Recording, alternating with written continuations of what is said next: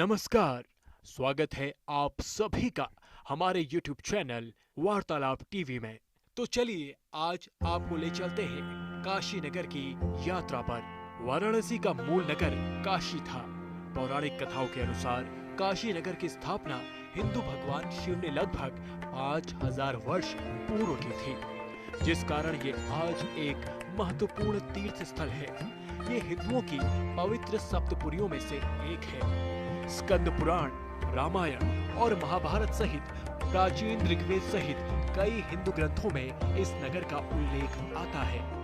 सामान्यतः वाराणसी शहर को कम से कम 3000 वर्ष प्राचीन तो माना ही जाता है। नगर मलमल और रेशमी कपड़ों, इत्रों, हाथी के दांत और शिल्प कला के लिए व्यापारिक और औद्योगिक केंद्र रहा है। गौतम बुद्ध के काल में वाराणसी काशी राज्य की राजधानी हुआ करता था। प्रसिद्ध चीनी यात्री हेनसांग ने नगर को धार्मिक, शैक्षणिक एवं कलात्मक गतिविधियों का केंद्र बताया है और इसका विस्तार गंगा नदी के किनारे 5 किलोमीटर तक लिखा है। वाराणसी को प्रायः मंदिरों का शहर, भारत की धार्मिक राजधानी, भगवान शिव की नगरी, द्वीपों का शहर, ज्ञान नगरी आदि विशेषणों से संबोधित किया जाता है। हिंदुस्तानी शास्त्रीय संगीत का बनारस घराना वाराणसी में ही जन्मा है और विकसित हुआ है। भारत के कई दार्शनिक कवि, लेखक, संगीतज्ञ वाराणसी में ही रहे हैं, जिनमें कबीर, वल्लभाचार्य, रविदास, स्वामी रामानंद, त्रैलंग स्वामी, शिवानंद गोस्वामी, मुंशी प्रेमचंद्र, जयशंकर प्रसाद, आचार्य रामचंद्र शुक्ल, पंडित रविशंकर, गिरिजा देवी, पंडित हरिप्रसाद चौरसिया और उस्ताद बिस्मिल्लाह खां आदि कुछ हैं। गोस्वामी तुलसीदास ने हिंदुओं का परम पूज्य ग्रंथ रामचरितमानस यही लिखा था और गौतम बुद्ध ने अपना प्रथम प्रवचन यही निकट ही सारनाथ में दिया था। वाराणसी में 4 बड़े विश्वविद्यालय स्थित हैं। Banaras Hindu Vishwavidyalaya, Mahatma Gandhi Kashi Vidyapith, central institute of higher Tibetan studies और संपूर्णानंद संस्कृत विश्वविद्यालय। यहाँ के निवासी मुख्यतः काशी का भोजपुरी बोलते हैं, जो हिंदी की ही एक बोली है। पंडित मदन मोहन मालवीय ने काशी हिंदू विश्वविद्यालय की स्थापना का प्रारंभ 1904 ईस्वी में किया, जब काशी नरेश महाराज प्रभु नारायण सिंह की अध्यक्षता में संस्थापकों की प्रथम बैठक हुई। 1905 ईस्वी में विश्वविद्यालय का प्रथम पाठ्यक्रम प्रकाशित हुआ। इसे काशी हिंदू विश्वविद्यालय भी कहा जाता है। संपूर्णानंद संस्कृत विश्वविद्यालय यह पूर्वात्व शिक्षा एवं संस्कृत से संबंधित विषयों पर उच्च शिक्षा का केंद्र है। संपूर्णानंद संस्कृत विश्वविद्यालय की स्थापना 1971 में भारत के गवर्नर जनरल लॉर्ड कॉर्नवालिस ने की थी। महात्मा गांधी काशी विद्यापीठ भारत के उत्तर प्रदेश राज्य के वाराणसी में स्थित एक मानित राजपत्रीय विश्वविद्यालय है। इसे पहले काशी विद्यापीठ के नाम से भी जाना जाता था, किंतु बाद में इसे भारत के राष्ट्रपिता महात्मा गांधी को पुनः समर्पित किया गया और उनका नाम इनके साथ जोड़ दिया गया। महात्मा गांधी काशी विद्यापीठ की स्थापना 10 फरवरी सन 1920 में बाबू शिव प्रसाद गुप्त ने की थी और गांधी जी ने इसकी आधारशिला रखी थी। शिव प्रसाद जी राष्ट्रवादी शिक्षाविद थे।